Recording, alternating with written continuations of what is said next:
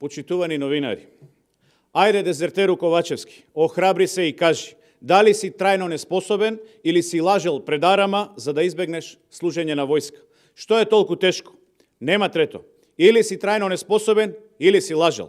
И едното и другото се подеднакво лоши, бидејќи таков човек не смее да ја води државата.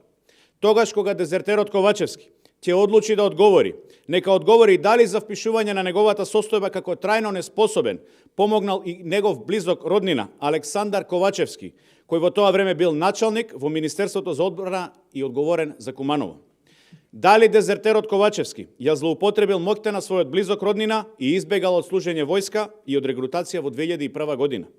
Дали додека стотици мажи од Куманово одеа на регрутација и се одважија да ја бранат Македонија, дезертерот Ковачевски се сокрил зад функцијата на својот близок роднина и се пишал како трајно неспособен. Единствен начин да дознаеме доколку дезертерот Ковачевски одбива да признае е судот веднаш да почне постапка за одземање на деловната способност.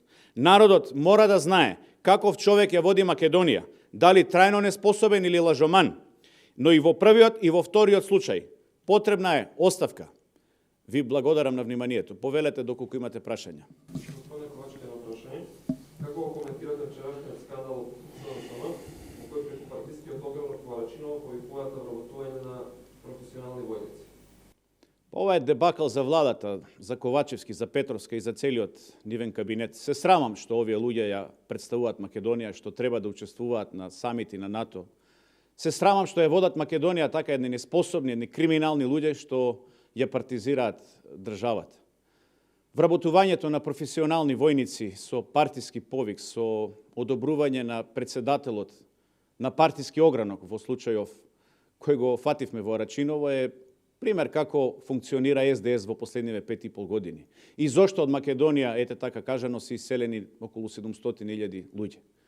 Ова е срам и блам за македонската армија, ова е доказ дека Социјалдемократскиот сојуз партизира се од чистачка до министер. Устата им е полна со стандарди и со НАТО, а огласите за професионални војници им поминуваат низ штабскиот филтер на огранокот во Рачиново. Срамот.